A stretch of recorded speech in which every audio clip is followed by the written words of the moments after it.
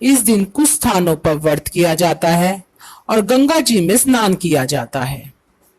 यदि गंगा जी में स्नान नहीं कर पाते तो अपने घर में सुबह सवेरे स्नान कर व्रत करना चाहिए। इस दिन 108 बार मिट्टी के हाथ धोने चाहिए। गोपी चंदन, आंवला, तिल, गाय का पेशाब, गंगा जल आदि सभी चीजों को मिलाकर हाथ व पैरों को धोया जाता है। 108 प्रकार की दातुन का उपयोग किया जाता है। 108 पत्ते सिर पर रखकर 108 बार घंटी से नहाया जाता है। नहाने के बाद नए कपड़े पहने जाते हैं। उपरोक्त कार्य होने पर गणेश जी की पूजा की जाती है।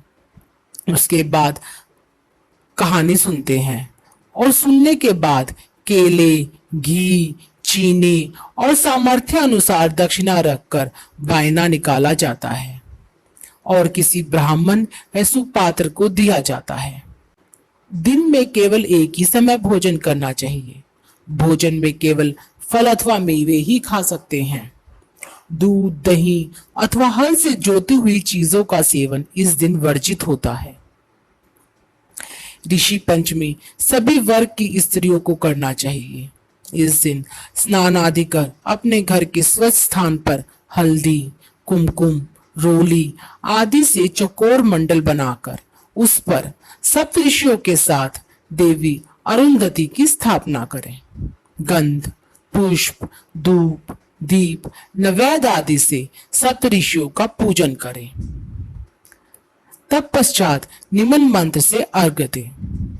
कश्यप पोत्री भरद्वाजो विश्वामित्र गौतम जन्म दर्गने वशिष्ठ च सप्तते ऋषियः समृता दहन्तु पापम सर्व ग्रहन्तव्य ध्रुव नमो नमः।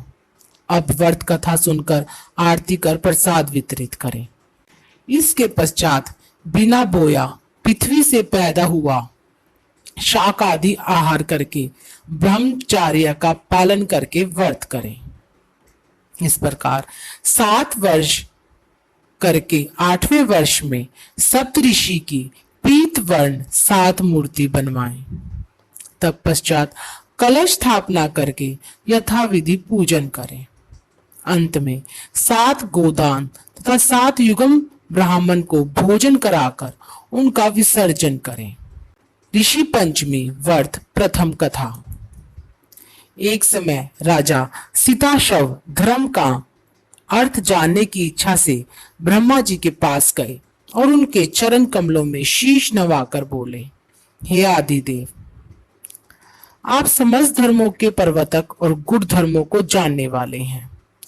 आपके श्रीमुख से धर्म चर्चा श्रवण कर मन को आत्मिक शांति मिलती है, भगवान के चरण कमलों में प्रीति बढ़ती है। वैसे तो आपने मुझे नाना प्रकार के व्रतों के बारे में उपदेश दिए हैं। अब मैं आपके मुखारविंद से उस श्रेष्ठ व्रत को सुनने की अभिलाषा रखता हूँ, जिसके करने से प्राणियों के समस्त पापों का नाश हो जाता है। राजा के वचन को सुनकर ब्रह्मा जी ने कहा, हे श्रेष्ठ, तुम्हारा प्रश्न अति उत्तम और धर्म में प्रीति बढ़ाने वाला है। मैं तुमको समस्त पापों को नष्ट करने वाला सर्वोत्तम व्रत के बारे में बताता हूँ। यह व्रत ऋषि पंचमी के नाम से जाना जाता है। इस व्रत को करने वाला प्राणी अपने समस्त पापों से सहज छुटकारा पा लेता है। विदर्भ देश में उतंग नामक एक सदाचारी ब्राह्मण रहता था। उसकी पत्नी बड़ी पतिव्रता थी, जिसका नाम सुशीला था। उस ब्राह्मण के एक पुत्र तथा एक पुत्री, 2 संतान थी। विवाह योग्य होने पर उसने समान कुलशील वर के साथ कन्या का विवाह कर दिया। देवयोग से कुछ दिनों बाद वह विधवा हो गई। विधवा होने के बाद वह अपने पिता के घर लौट आई। दुखी ब्राह्मण दंपति कन्या सहित गंगा तट पर कुटिया बनाकर रहने लगे। एक दिन ब्राह्मण कन्या सो रही थी कि उसका शरीर कीड़ों से भर गया। कन्या ने सारी बात मां से कही। मां ने पति से सब कहते हुए पूछा, प्राणनाथ, मेरी साध्वी कन्या की यह गति होने का क्या कारण है? तंक ने समाधि द्वारा इस घटना का पता लगाकर बताया, पूर्व जन्म में भी यह कन्या ब्राह्मणी थी। इसने रजस्वला होते ही बर्तन छू दिए थे और घर के सभी काम किए थे। शास्त्रों के अनुसार रजस्वला स्त्री को किसी प्रकार का काम नहीं करना चाहिए, लेकिन कन्या ने सारे काम किए। इस जन्म में भी इसने लोगों की देखा देखी ऋषि पंचमी का व्रत नहीं किया, इसलिए इसके शरीर में कीड़े पड़े हैं। धर्मशास्त्रों की मान्यता है कि रजस्वला स्त्री पहले दिन चंडालनी, दूसरे दिन भ्रमघातनी तथा तीसरे दिन धोबिन के समान अपवित्र होती है। वह चौथे दिन स्नान करके शुद्ध होती है। यदि यह शुद्ध मन से अभी भी ऋषि पंचमी का व्रत करे तो इसके सारे दुख दूर हो जाएंगे और अगले जन्म में अटल सौभाग्य प्राप्त करेगी। पिता की आज्ञा से पुत्री ने विधि पूर्वक ऋषि पंचमी का व्रत एवं पूजन किया। व्रत के प्रभाव से वे सारे दुखों से मुक्त हो गई। अगले जन्म में उसे अटल सौभाग्य सहित अक्षय सुखों का भोग मिला। सतयुग में विदर्भ नगरी में शेनचित नामक राजा हुए थे। वह ऋषियों के समान थे। उन्हीं के राज में कृषक सुमित्र था। उसकी स्त्री जयश्री अत्यंत पतिव्रता थी। एक समय वर्षा ऋतु में जब उसकी स्त्री खेतों के कामों में लगी हुई थी तो वह रजस्वला हो गई। उसको रजस्वला होने का पता लग गया, फिर भी वह घर के कामों में लगी रही। कुछ समय बाद वह दोनों स्त्री पुरुष अपनी अपनी आयु भोग कर मृत्यु को प्राप्त हुए। जयश्री तो कुतिया बनी और सुमित्र को रजस्वला स्त्री के संपर्क में आने के कारण बैल की योनि मिली। क्योंकि ऋतु दोष के अतिरिक्त इन दोनों का कोई अपराध नहीं था, इसी कारण इन दोनों को अपने पूर्व जन्म का समस्त विवरण याद रहा।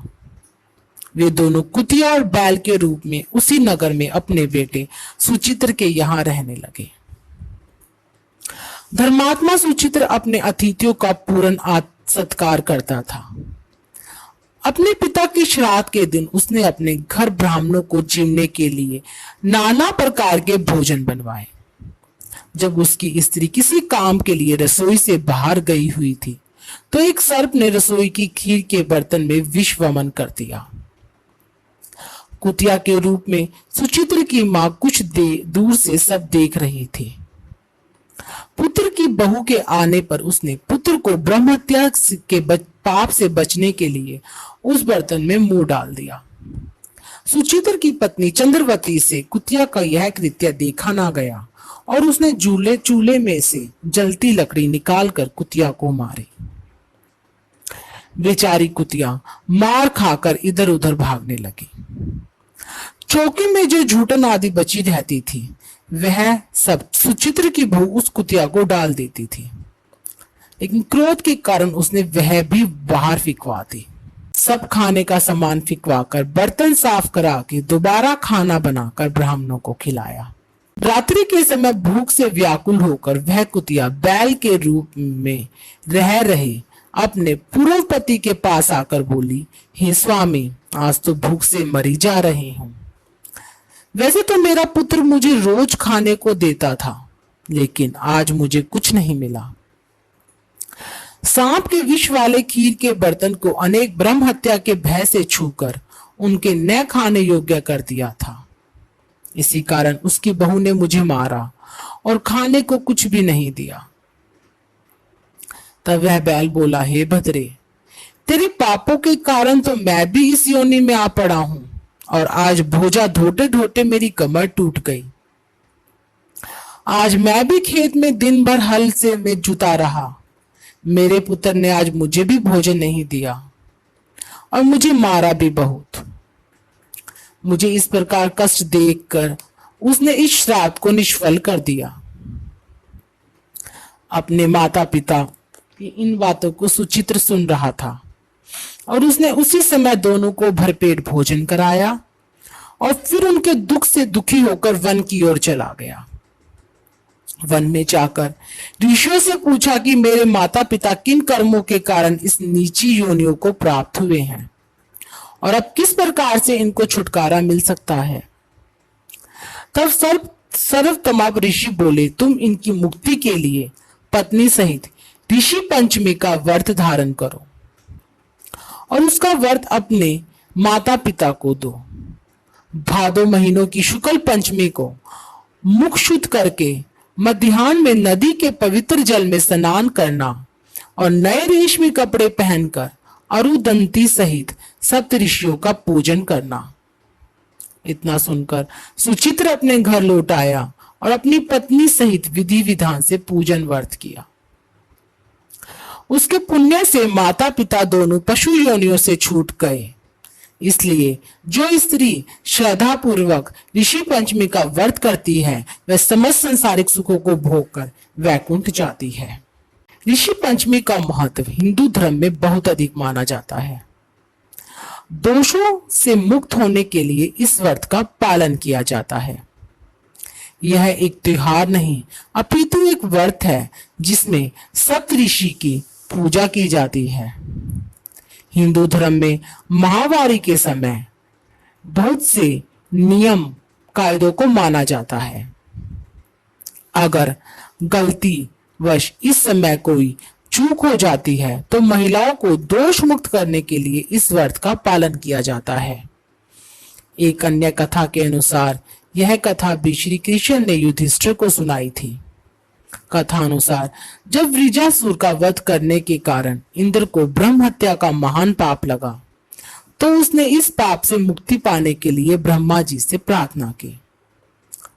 ब्रह्मा जी ने उस पर कृपा करके उसके पाप को 4 भाग में बांट दिया था, जिसमें प्रथम भाग अग्नि की ज्वाला में, दूसरा नदियों के लिए वर्ष के जल में, तीसरे पर्वतों में और चौथा भाग को स्त्री के रज में विभाजित करके इंद्र को शाप से मुक्ति प्रदान करवाई थी।